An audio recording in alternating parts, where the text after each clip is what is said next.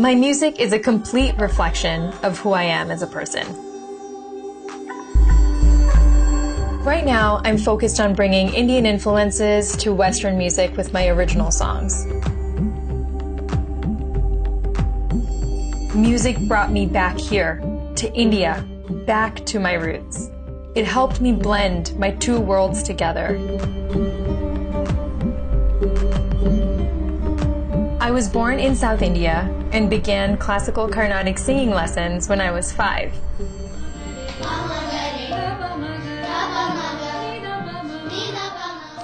In India, classical singing lessons are like sending your kid to ballet classes.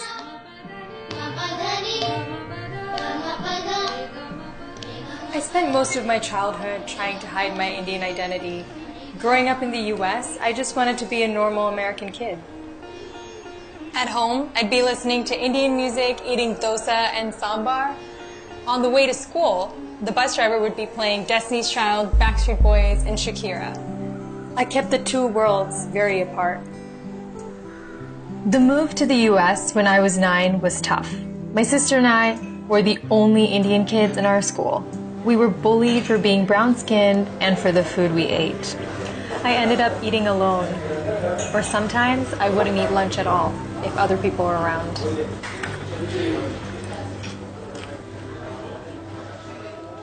Life at home made my situation worse. My father was super controlling and abusive. He controlled everything about us, including what we wore. I had really low self-esteem, and I felt trapped. I suffered from terrible anxiety. By the time I was 16, the physical abuse got so bad that my mom took my sister and I and ran away from home.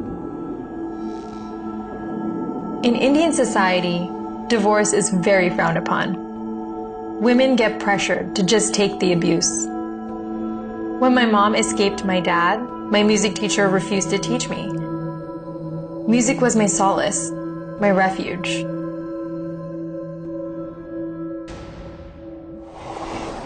I was about to go to med school, but I wasn't happy. I quit my job and moved to India. My mom had already broken through so many cultural traditional barriers, so she supported my crazy idea. For much of my life, I associated shame and violence at home with my Indian heritage. In Mumbai, I began to grow into myself and embraced my Indianness. I totally immersed myself in the local music scene. I practiced Hindustani music for many hours a day. I began blending Indian music with Western pop songs, and that's how the mashups began.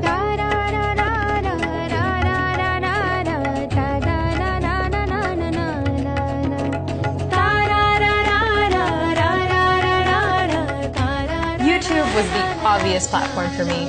My music could reach anyone in the world, even on a shoestring budget. It was heartening for a newcomer with dreams.